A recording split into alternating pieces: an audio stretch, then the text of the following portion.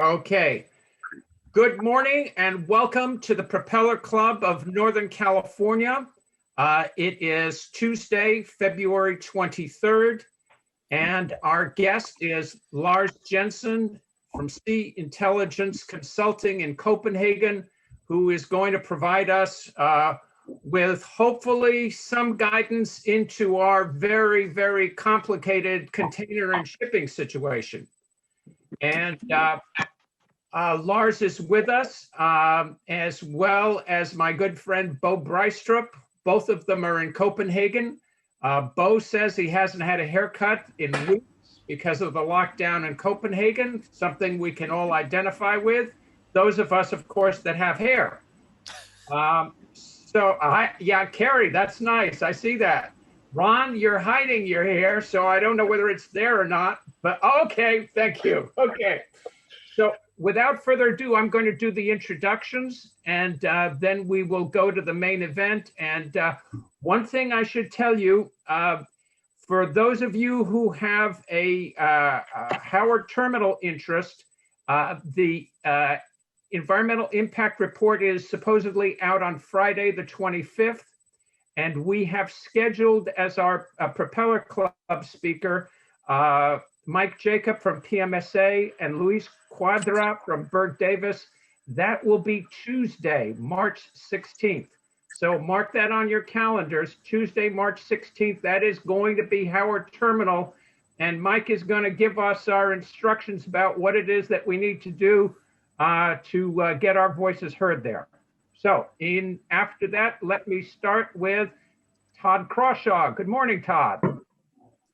Yeah, mute myself. Good morning. Todd Crawshaw, Crawshaw Design. We provide integrated brand marketing for print and the web and IT support. Thank you, Todd. And our guest speaker, Lars Jensen. Hello, all. Good morning. So it's evening there, and he's been in lockdown for how long?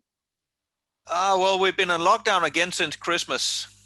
No. And hopefully we're slowly going to emerge from that, but that remains To be seen. Okay.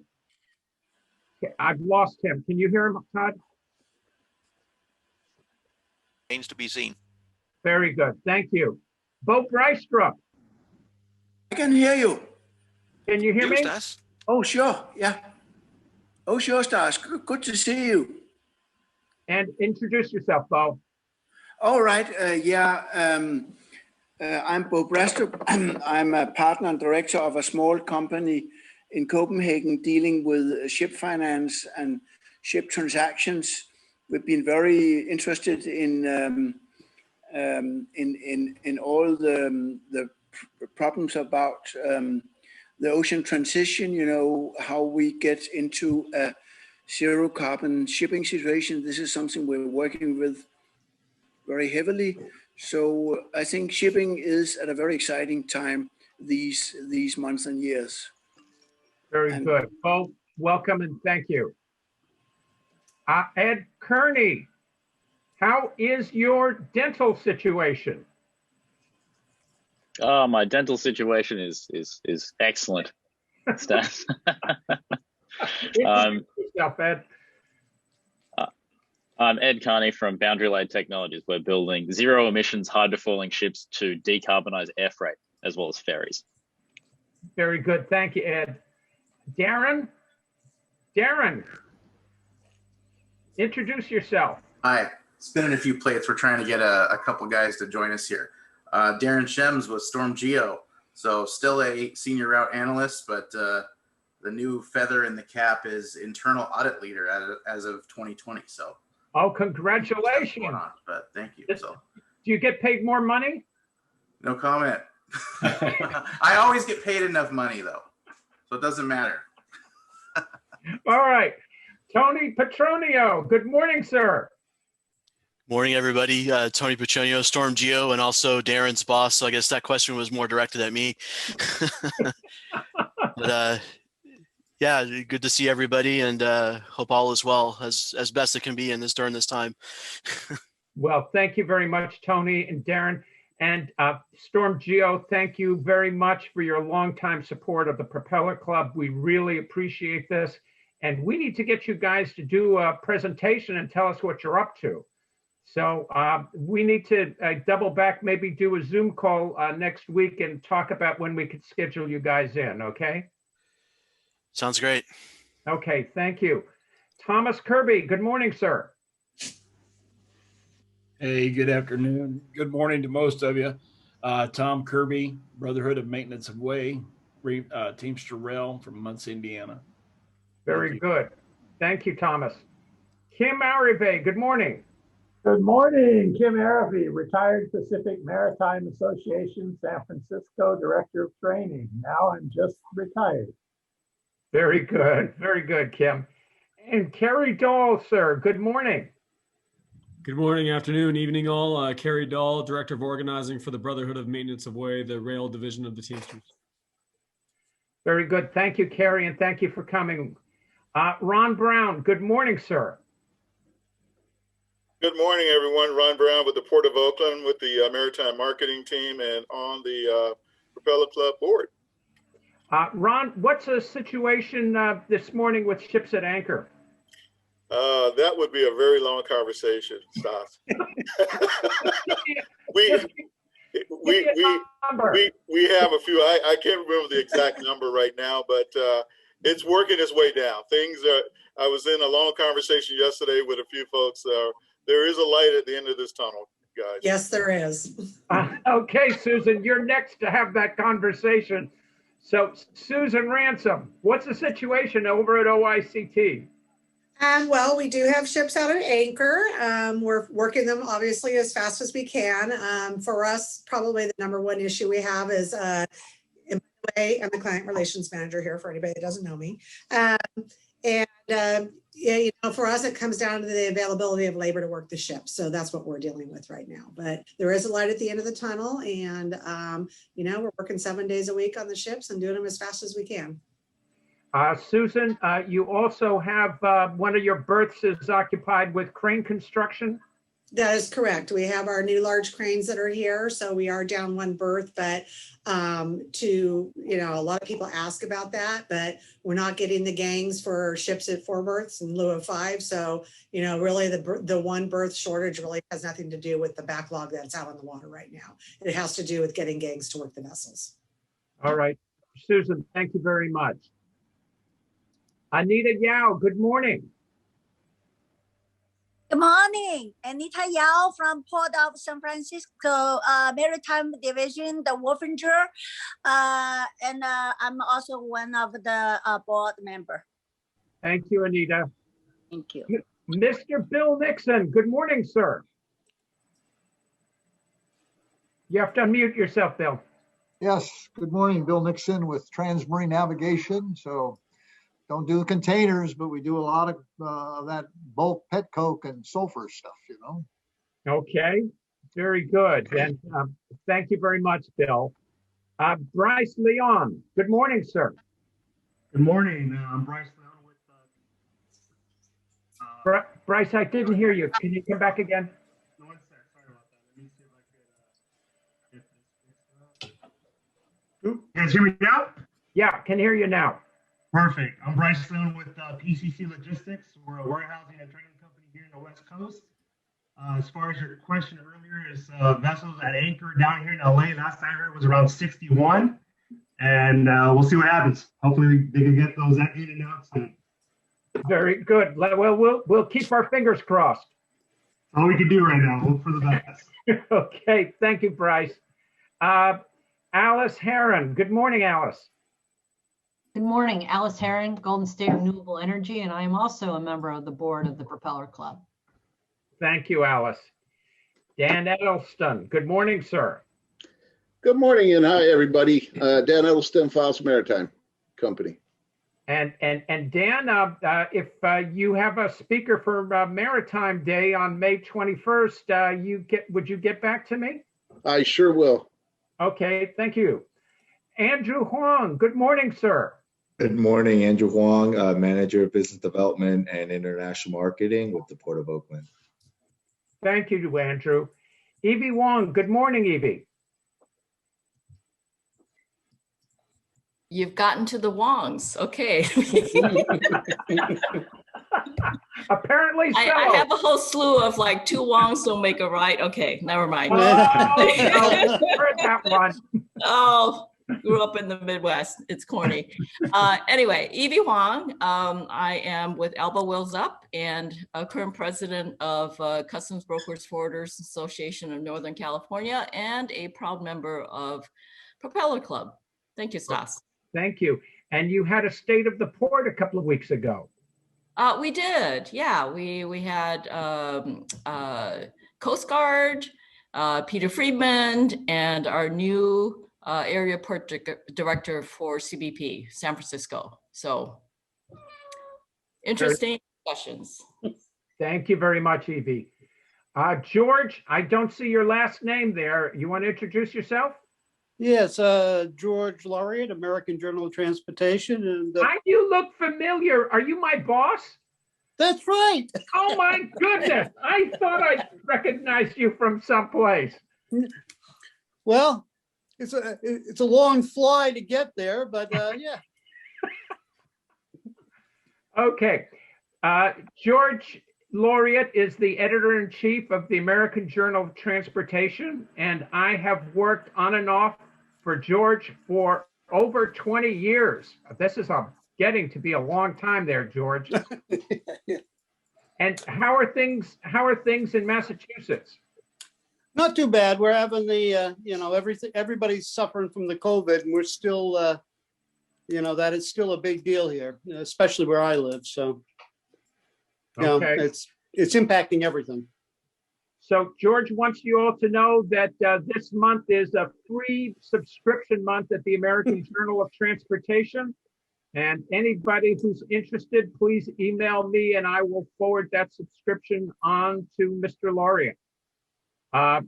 George is the author of China's Railways, a book that he wrote in 1985 or 86. And it was then the authoritative guide on the Chinese railway system. And it included an extensive analysis of ports at that time, all of which, of course, is in a totally different situation. But in any case, George, welcome and glad to see you there. And we will all hope that things get better.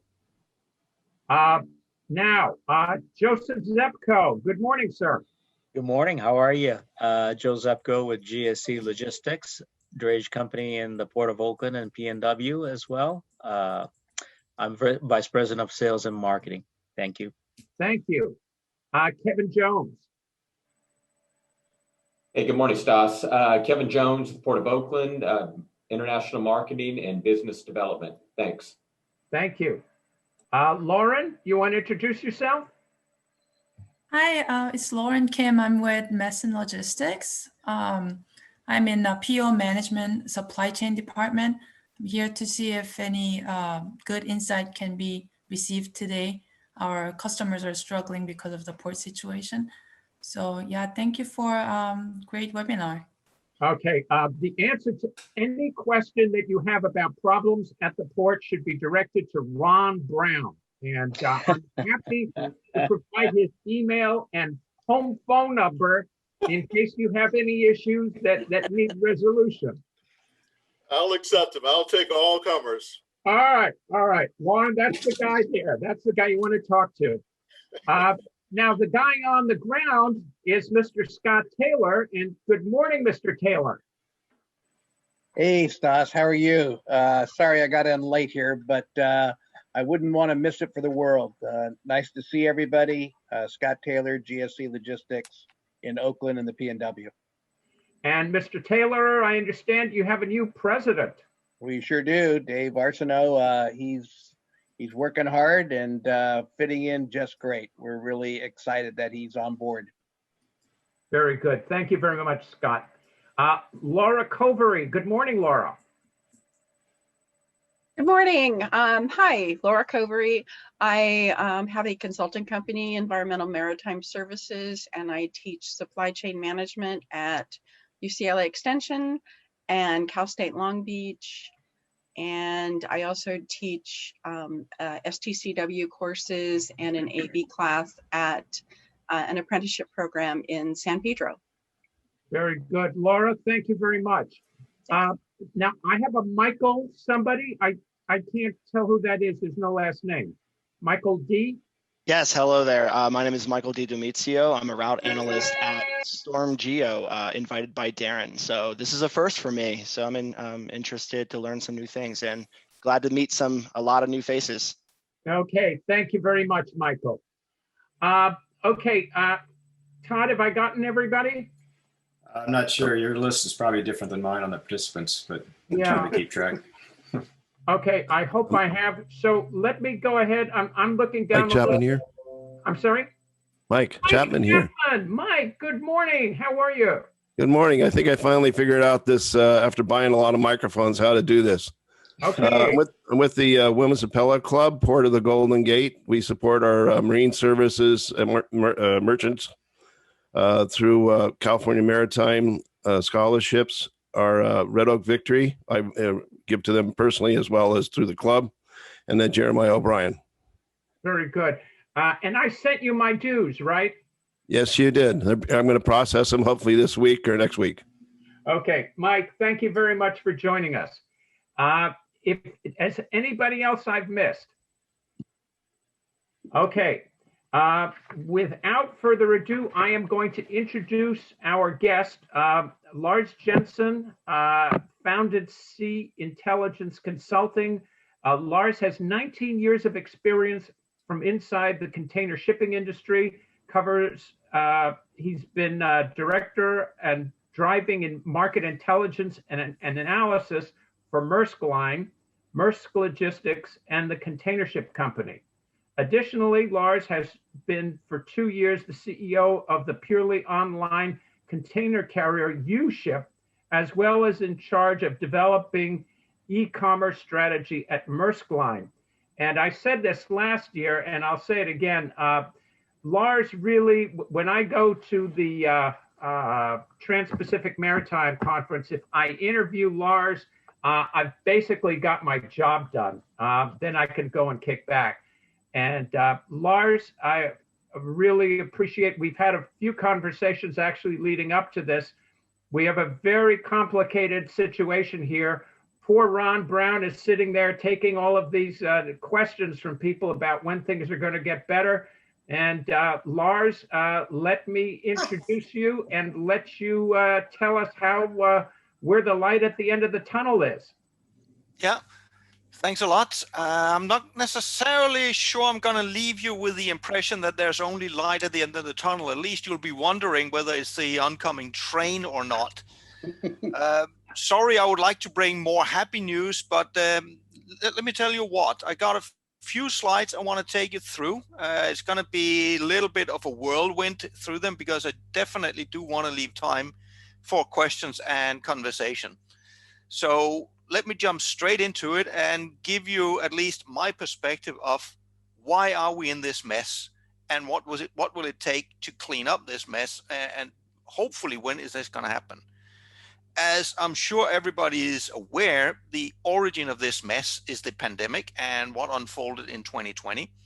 This is from a global perspective, and this is where globalization shows its ugly side, because when you got a global problem, it spreads to every single trade lane. This affects everyone. So I'm going to keep it global for a second here.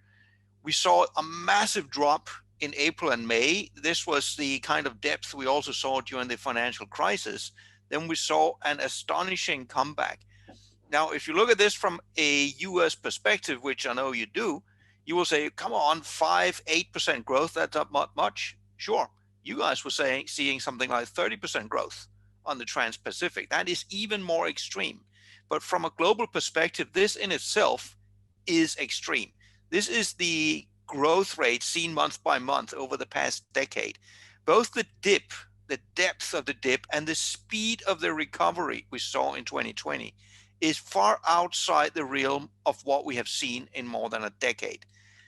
Furthermore, the hole we dug for ourselves in terms of how much volume was lost, especially in Q2, and how much additional boom did we see in Q4, we almost filled up that hole in terms of global volumes it almost added up. We are 1% down in 20 compared to 19. But of course, the problem is we are trying to cram all of it through in Q4. So if you look at the right-hand side, the blue line is the normal monthly split. The orange is what we have seen. And some of you might have come across, I started out a few weeks ago making a very simple comparison. What we experienced is the same. Imagine you guys are running a restaurant.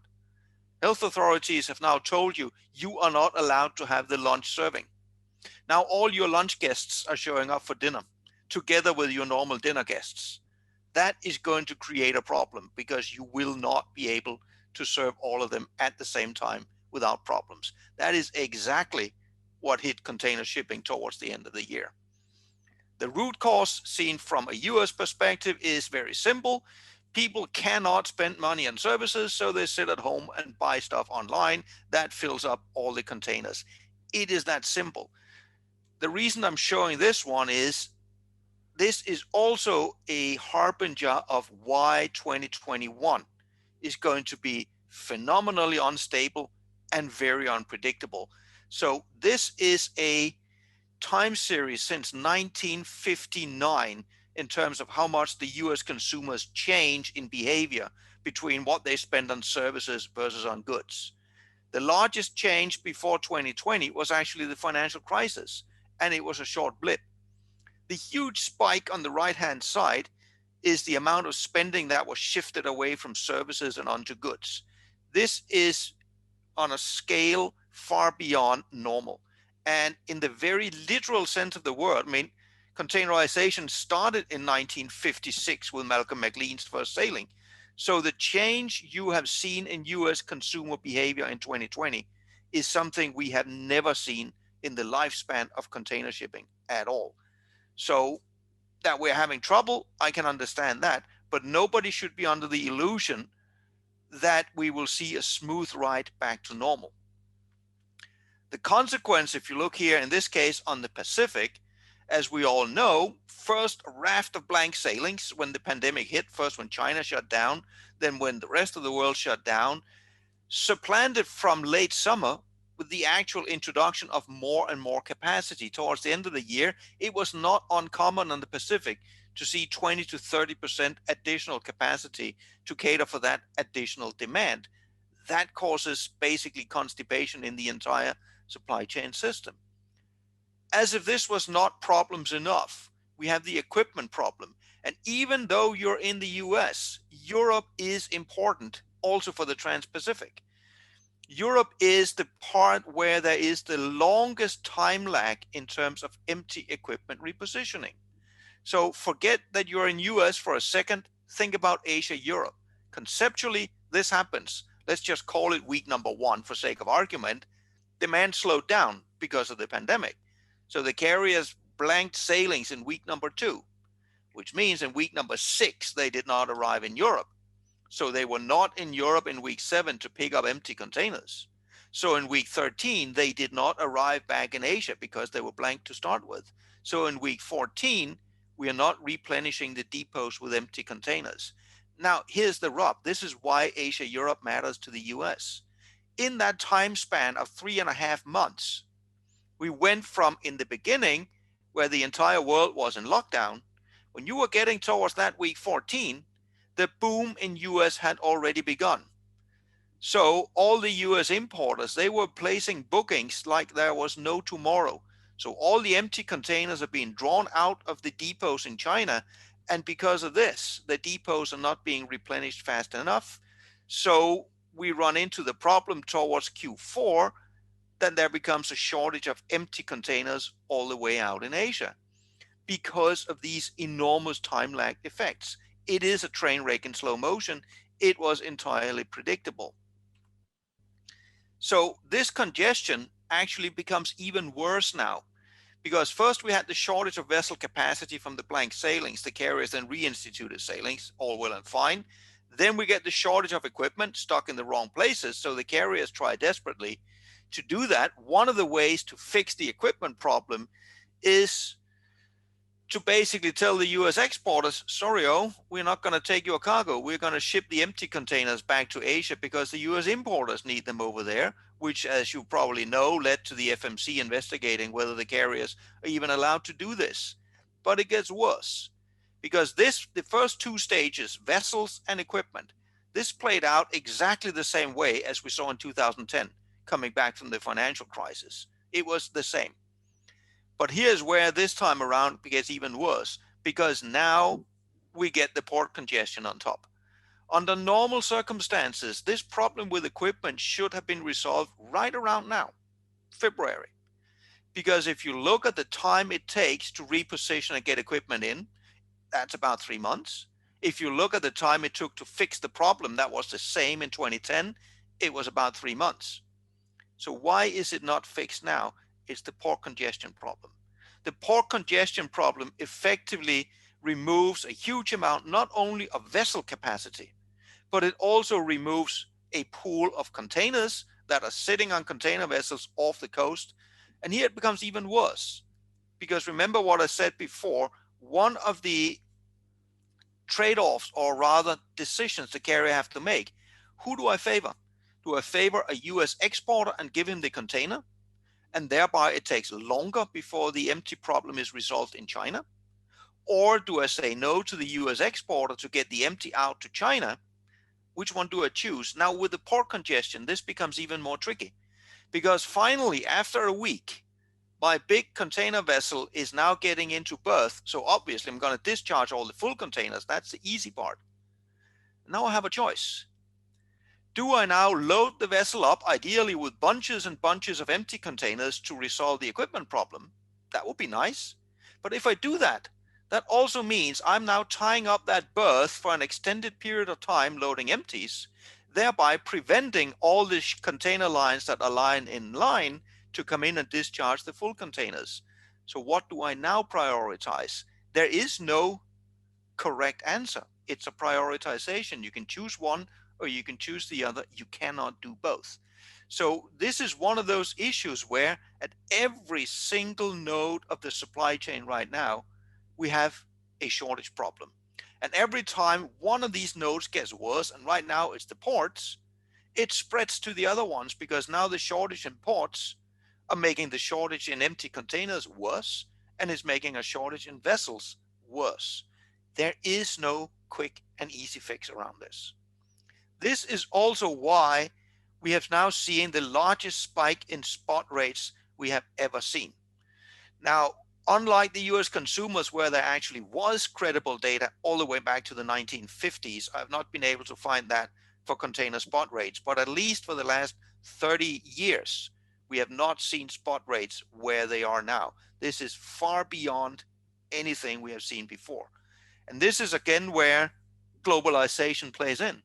Because if you've got shortage of vessel capacity in a trade lane, that will bring up freight rates in that trade lane. But if I got a shortage of equipment, that spills to every single trade lane. If I got only one empty container in China, am I going to give it to the guy that ships to the US, or the guy who wants to go to South Africa, or the guy to Australia? I'm just going to give it to the guy that gives me the highest degree of profitability. So you have seen spikes in freight rates spread to all trades, also trades where you would argue there is not a capacity issue on ships. It spreads to trades where there is not a boom in demand. But because the fight is over the equipment and not over the vessels, this boom spreads to all the different trades. And on that topic, it can of course be said, well, my initial gut feeling would be these extremely high spot rates are completely unsustainable in the long run. This is a short-term phenomenon. The question becomes, what is short-term? Does that mean for the next week? For the next month? It is short-term to the degree that these operational bottlenecks will eventually be alleviated, but there is no good time frame on when that will be. For now, given the port congestion issues, it would appear we are looking 1 to 2 months out, if we are lucky, to get these ones resolved. There is nothing necessarily saying that spot rates cannot stay at this level for a few more months. If you look to some of the providers that are now allowing companies to hedge their freight rates several quarters out, if you look at, for example, Freight Investor Services, You can now lock in freight rates for second quarter 2021 at the levels on par with what the spot rates are now. So there are indications out there telling us that this does not necessarily go away in the short term. The carriers try what they can to alleviate it. And this is another thing where you need to be cautious, because normally when we look at demand growth, when we look at supply growth, in this case, it's supply growth on the Pacific, we compare to the year before. I would strongly urge everyone for 2021, stop doing that. If you want to have meaningful information in 2021, you cannot do a year-on-year comparison, because 2020 was as insane as it was. So you're going to comparing not just apples and oranges, you're going to compare cake with asparagus. It will not make sense. So for 2021, compare to 2019 and say this is a 2-year growth rate, and look at what patterns we get out of it. And then we get to why I think 2021 is not going to see a smooth ride back to normality. Let me digress slightly. If you are an engineer, you might have heard of a water hammer. Imagine you have, say, a 2-kilometer pipeline, and you open a valve. So now you got all the water moving through your pipeline. That works very nice, very smoothly. Suddenly, somebody shuts the valve. Now, the valve might be shut, but I got 2 kilometers of water still in motion. That is a lot of energy bearing down on that valve.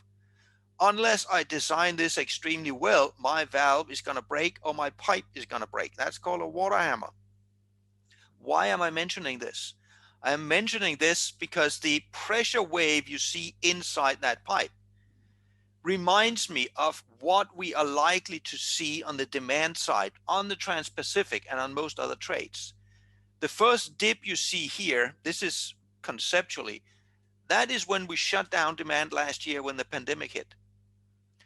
Then we had the huge surge upwards, which is the boom we're in the middle of right now. But try to think it through. Why do you have a boom in demand in the US? That's what I said, because people are sitting at home buying stuff, not because you want to, but you have no choice. You cannot go travel, you cannot go to bars and restaurants, you cannot do what you normally would like to do. So it's a forced behavior. At some point in time, people are going to hit the realization there's light at the end of the tunnel. And we don't have to wait until everybody's vaccinated. We don't have to wait until things are actually open.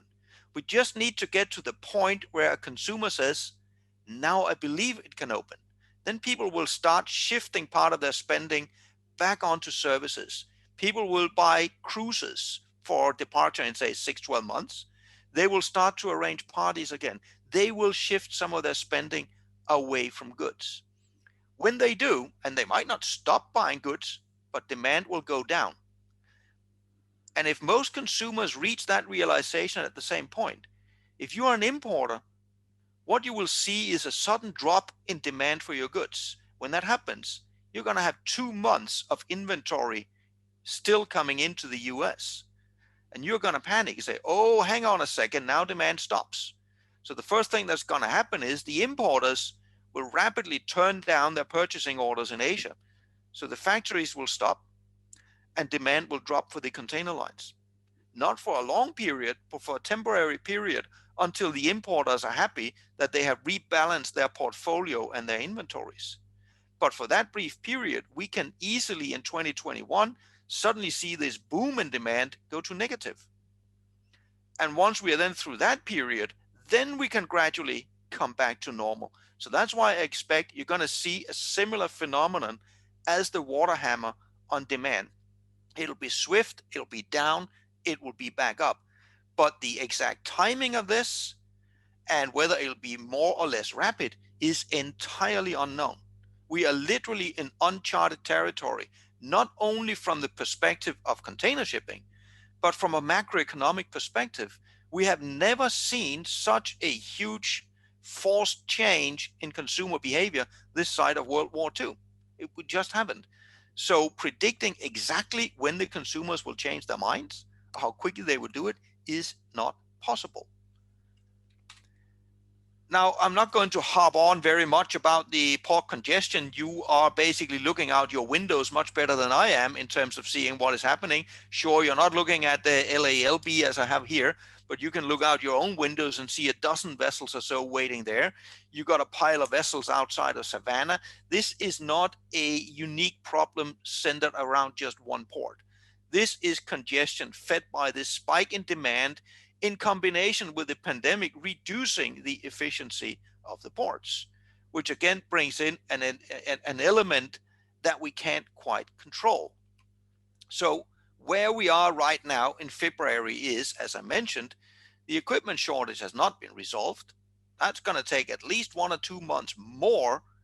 And that is assuming we can get the backlog in the ports cleared. All vessels that can be sailing are effectively sailing.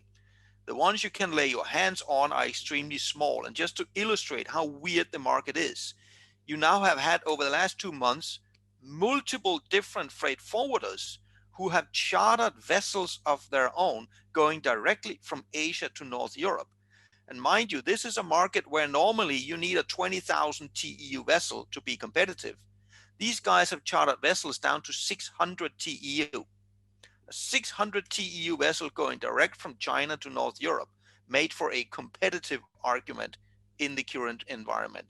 That is far out of the norm as well. It's not that we are missing ships. It's not that there's not enough equipment, but it's all stuck in the wrong places at the wrong time. That is the problem.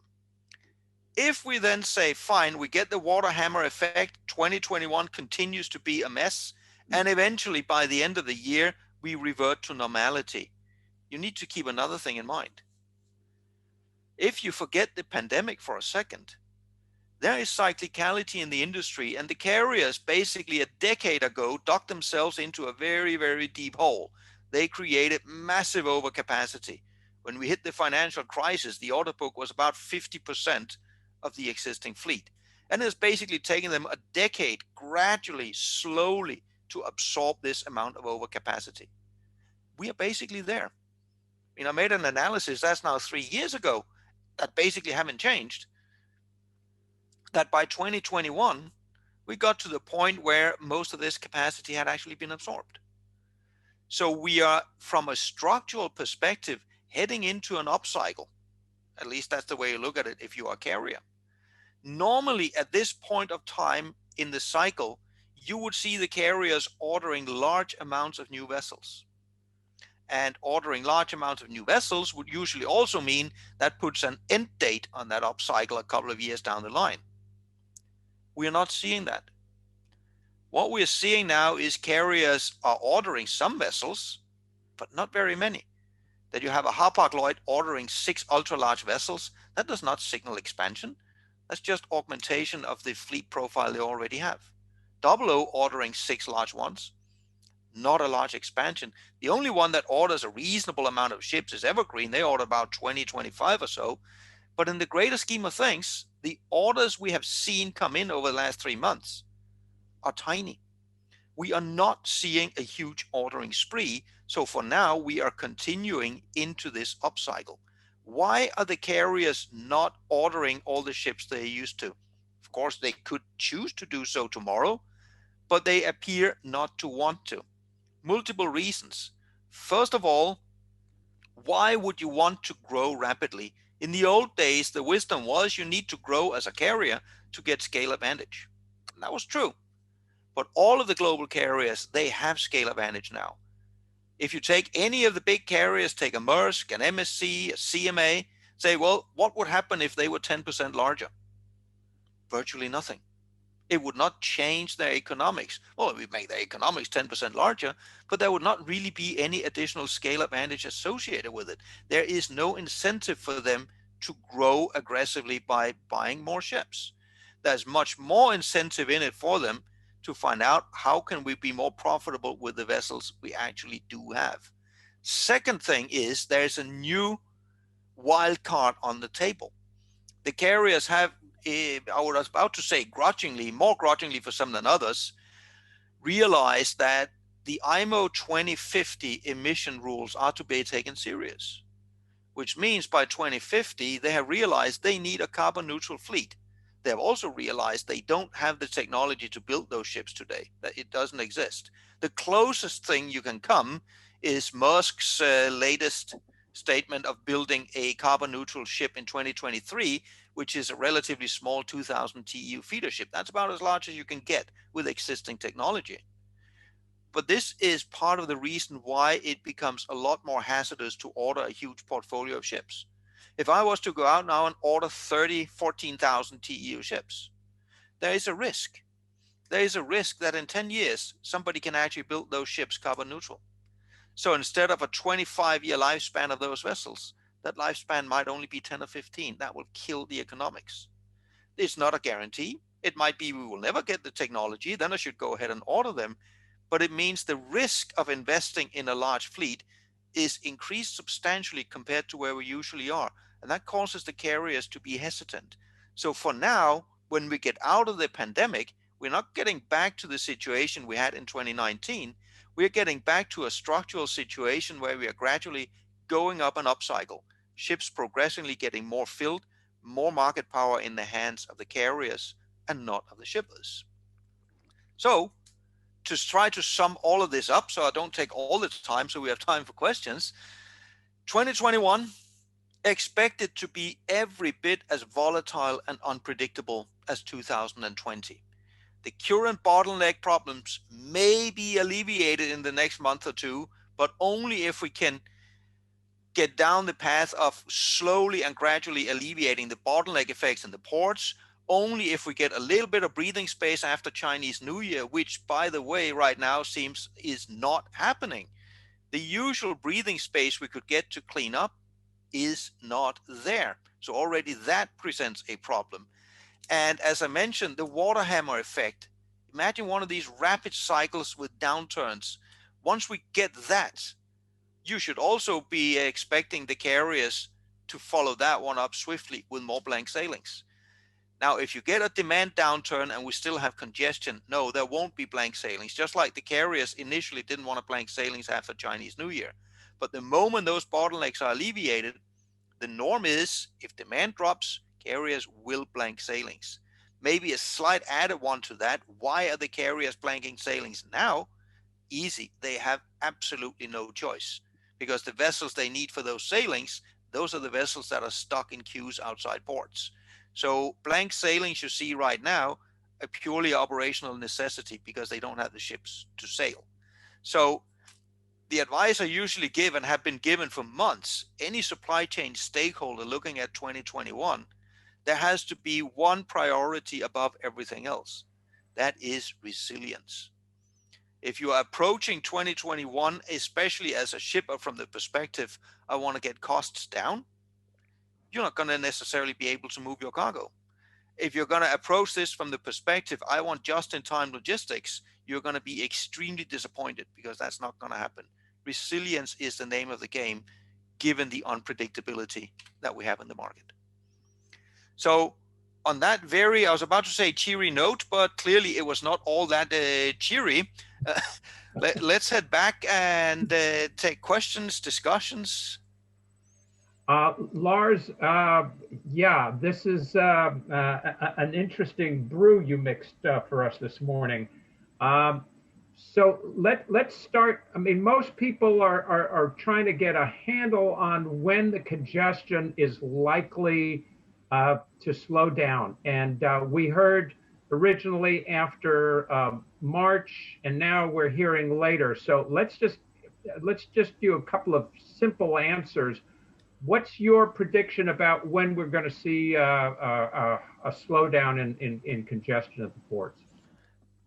But I would have two answers to that. One answer is the part of I don't know, because that depends on when do people stop being sick from COVID so you can get back up to normal productivity. I don't think anybody will have a good answer necessarily on that part of it.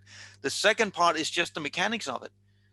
I mean, with the amount of vessels stuck outside port now, you need breathing space to get through that. Unfortunately, I don't have the numbers on hand for you guys up in Oakland and San Francisco. But if you look at Los Angeles, Long Beach, there has been no let up over the last 5 weeks, it is still the same number of vessels out there. So they're not really digging through the pile. And as long as you continue to get the same amount of vessels arriving and you are not being able to bring up the productivity at the port, this is going to take an enormous amount of time. That's why I said, if you had the usual lull after Chinese New Year, you could start to see light at the end of the tunnel. Because if you had the slowdown in Chinese New Year, that would mean you would see a slowdown in cargo imports into the Californian coast 2 to 3 weeks later, so a couple of weeks from now. But we're not. So that letdown that should come in a couple of weeks is not yet coming. So that pushes everything further out. That's why I say a couple of months, if we're lucky, if all pans out. That's the problem. Okay, couple of months. Okay, number two, it's very discouraging about the freight rates. What I hear you saying is don't expect to see things going back to where they were at 2019. Unfortunately not in the short term. If you had asked me, say, 2-3 months ago, my expectation would have been, yeah, sure, once we get past Chinese New Year, things should start to mellow out.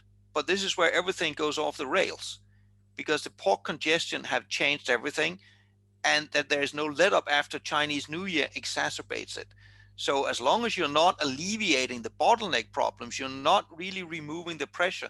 The only pressure valve you have in there for seeing some of the spot rates go down is seeing some of the contract rates go up substantially. And that's actually what you are seeing.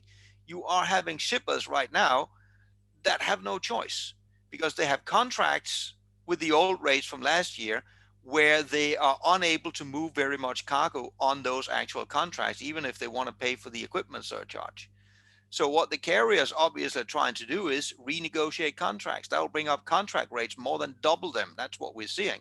Jeez. That will move some of that cargo away from spot and over onto contract. The next question then, of course, becomes, if you last year had a hit haul contract rate of, say, $1,500, and now you're making one for $3,000, will that $3,000 contract actually hold up for a full year? Well, Depends. At the moment, if you don't have a choice. Exactly. The problem is you don't have a choice. And at the moment, that rate is still also exclusive of the equipment surcharges, which runs between $1,500 and $2,500 on top. And as long as you have the bottlenecks, that is not going to go away. That is the challenge.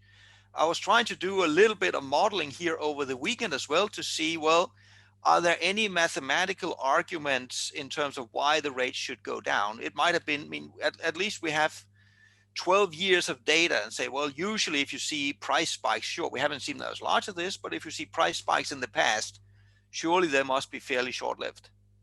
There's actually nothing indicating that. There's nothing in the statistics indicating that rapid increases are usually rapidly undermined. None at all.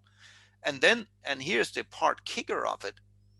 If you look at this from the perspective of a carrier, and if I look at it especially from the contract rate perspective, on the Trans-Pacific, contract rates, I wouldn't say they were stable, but it was a slow declining trend, basically all the way from 1998 up until 2015. Sure, there was a bit of up and down along the way, but it's a slow declining trend.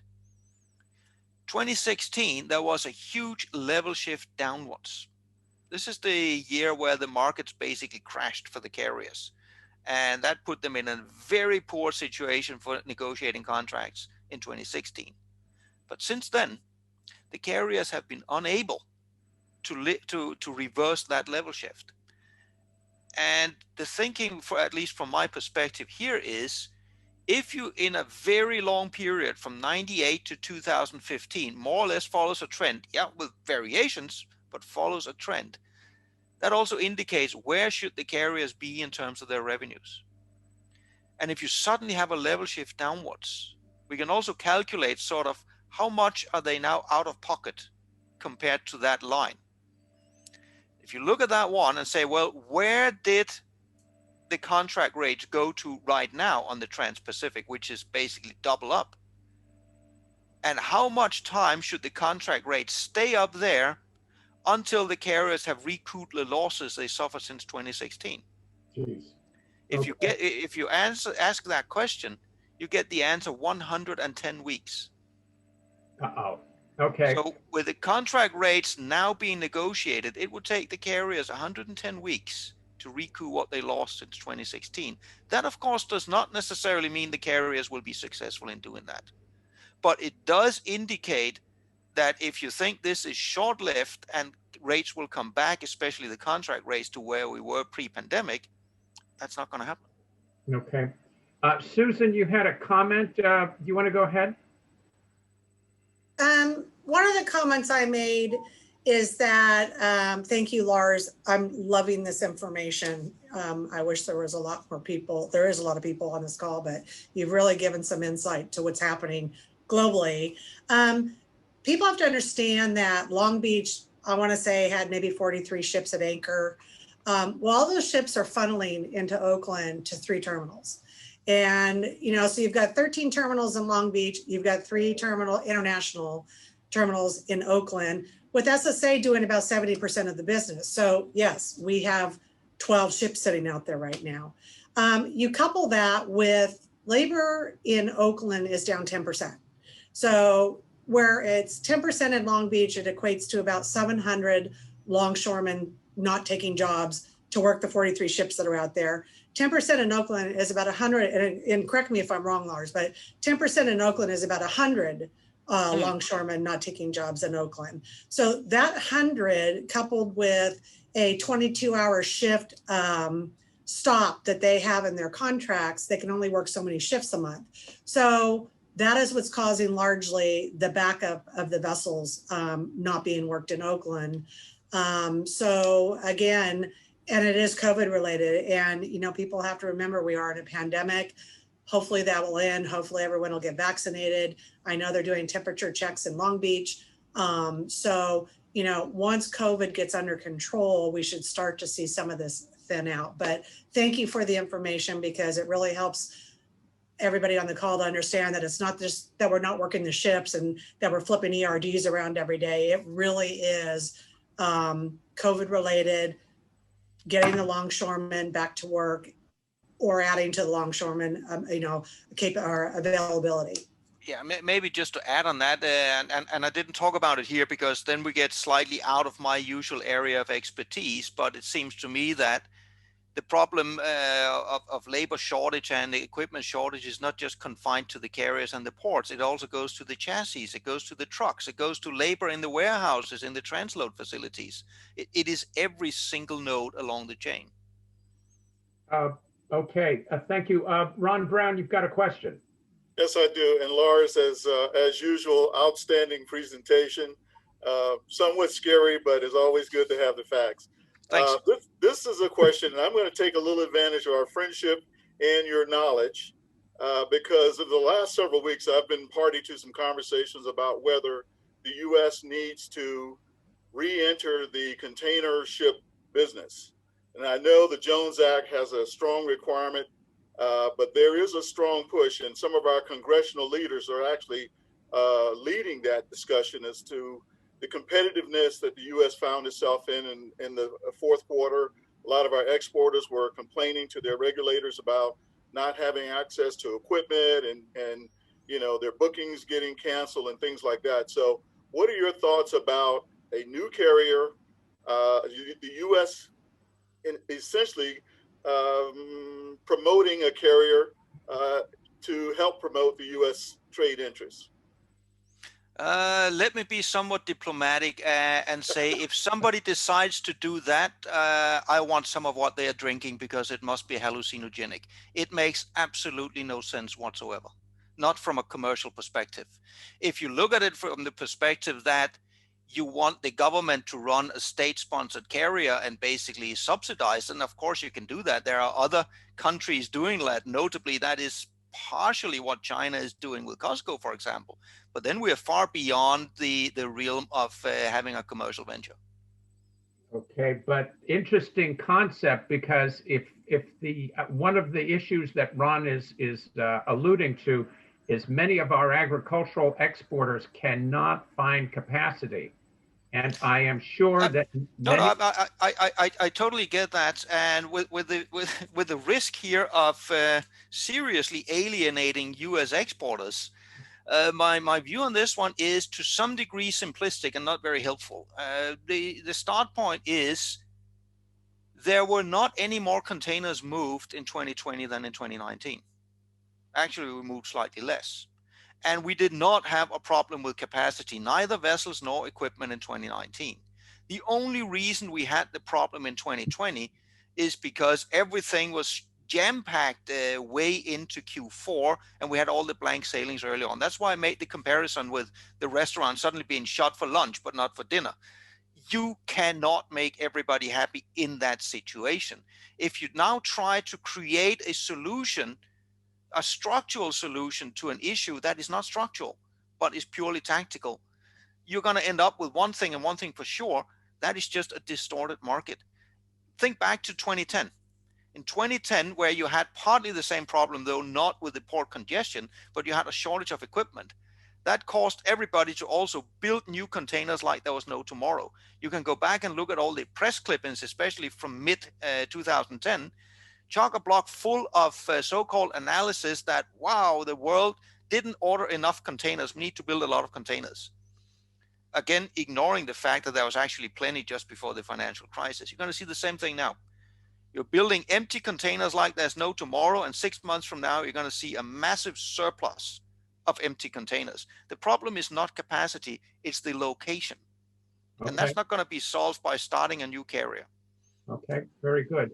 Darren, you have a question. Just some comments. I mean, it's been a while for me, but I was a Marine superintendent at a Pier T from 05 to 2009. And it just struck a chord. It reminds me, I think it was 2006.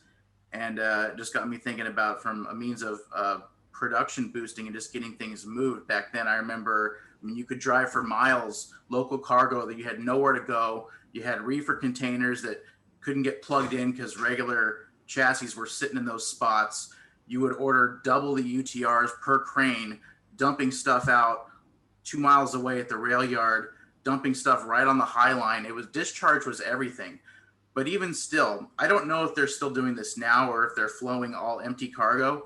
But from a standpoint of just getting something moving, getting production numbers up, what I would always choose if I had the choice back then, from a standpoint of loadout, it's always going to be empty on dock or on deck loadout. Even anything you're loading it's a loaded container, it's going to take you longer for the transporters to dig the stuff out, find the chassis. But especially if even empty container below deck, you're not going to have huge production going down to each of the cells the farther offshore you get with these huge ships you got now. But on dock empties, man, it's banging. So if I had to pick, it's empties every time. I mean, even with the congestion, if you don't have to flow empty containers to the ship, this specific empty in this specific spot, if you can just take a block of empties and send them and funnel your focus that way, if you have them. I mean, even during our busiest times at Pier T, I remember you'd still have 30 plus moves an hour with on deck empty loadout. Like, it was no problem. And then, you can move around the operation as needed, but the discharge was always the pain point, even when you're dumping stuff right on the High Line. Of course, it was a little bit more complicated. As a third-party vendor, you couldn't just, like at Maris, you couldn't just dump all the cargo right behind the ship. You had to deal with yard bumps and waiting your turn to get in there to get the cargo off the ship. So the more they can do things like that and just get creative with getting the cargo off the ship, however it needs to get off, that's just what it brings to mind, kind of the little tricks we would use back then. But I don't know where we're at, what production is like, where they're at with optical character readers and all the automation that might have changed. But it was pretty wild in 06. Okay. Lars? Yeah, no, just the only, I mean, when you're mentioning that, you're also mentioning one of the arguments why, from a carrier perspective in this situation, I would prefer to ship the empties and say no to the US exporters. And then again, we're back to, I can certainly sympathize with the problem the US exporters are having because they have cargo they need moved. but there's a reason why the carriers would like to choose differently. If you then want to set up a carrier and say, we need to move these for the US exporters, well, the problem is now, can you set up a carrier to do it now? Well, you can't find the ships. The ships are not there. Simple as that. Then you can build ships. Then you might have the ships available in a couple of years, and the problem is not going to be here in a couple of years. The other element, and I've seen that argument fielded repeatedly over especially the last 6 months, is that surely something in container shipping must be broken since we can't handle this surge. Well, let's think about this one differently. If we go back before the pandemic, there was one thing and one thing only that everybody in the supply chain has talked about for the last 15 years. That is, let's improve efficiency and productivity. I mean, we don't want to sail with empty ships. It's too bad we have too many ships. We want to improve productivity and use of the containers. We don't want to have idle capacity sitting in the terminals. We don't want to have idle capacity among the trucks. So we've been spending 15 years to make the supply chain more efficient and get a better return on all the assets. But obviously, the further you go down that path, the less you are able to then absorb a sudden surge. This is the surge we have. So before we go down the path of either starting new carriers or saying we need to drastically ramp up capacity, we need to ask ourselves a question. How much are we willing to pay to have that surge capacity just in case? Okay, good point. Other questions? We're getting to the end of our time here. Does anybody have a question? George Laureate, what about you? You're got to unmute yourself, George.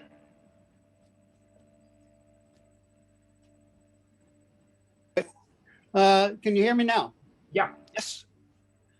Lars, what do you think the percentage is of containers that are stranded at sea at the moment? Stranded because of poor congestion. That is a good question. And if you really roughly ballpark it, you got about 300,000 TEU stuck off of Los Angeles, Long Beach alone. And wow. Again, in extremely round numbers, the global fleet of all containers in the world is about 30 million TEU or so. So that's about 1% there in itself out of the global pool. But if you then try to whittle it down and say one thing is the global pool, but a load of these are actually moving containers, they need to be in all sorts of places, the impact is pretty large. Sort of a follow-up to, I had a sort of follow-up against this as well. And that was, do you think that this will have a trickle down to, say, the MPP fleet, the Ro-Ros, and other sectors besides containers? It is a good question, and it's something that has been turning up. First of all, you have seen some of the forwarders charter what I would call MPV vessels to put containers on there. That's a marginal effect. I have been hearing rumors that there are people talking about de-containerizing and moving stuff in bulk. I see that again as a temporary short-term phenomenon solving a problem. It's the same thing with, I have seen people say, no, we don't want to ship from Asia to Europe. We want to use the rail line or even drive the bloody well by truck from China to Europe. You see that as well. Again, it is born out of desperation. And by the way, if you wanted to use that one, the truck or the rail across Asia, you can't because all of the capacity is soaked up there as well. So you see all of these different things that people try to do to get their cargo moved. But those are short-term tactical things. I mean, with a freight rate of $10,000 per box, sure, you can do a lot of things, but structurally, no. Okay. One last question. Does anybody have one last question? Going once, going twice. Okay. I want to, Lars, as always, you have been a real a fountain of information here, and I echo what Ron said and Susan, and I'm sure George feels the same. I want to thank you very much for all of this. We have a very flying blind situation, I think, for the next couple of months, and I hope that we have shed some light on this for all of you, and what Propeller Club board members stay on because we have a meeting right afterwards. Lars, we are very grateful. Please, I hope that if we have you next year, that the news will be better. Let's And I hope guess so. that's the only thing I can say. Okay. And I want to thank all of you on the waterfront. As I have said before, those of you who are in the trenches, pulling freight, dealing with these congestion issues, our truckers, our forwarders, our longshoremen, our stevedores, our port officials. I want to thank you again for your service. It has been a very tough year for everybody. We went into lockdown just about this time last year, and hopefully things are going to get better. But at least from what we're hearing, people are getting vaccinated. The situation is beginning to start getting a little bit more stabilized, and we have hope for the future. Thank you for your service, and thank you all very much. Lars, you take care. Thank you for inviting me. Okay, and Bo, you take care in Copenhagen. Yeah. I hope you get your haircut soon. Thank you, Lars. Yeah, interesting. Okay, thank All you. right, have a great day, everybody. Thank you. Bye-bye.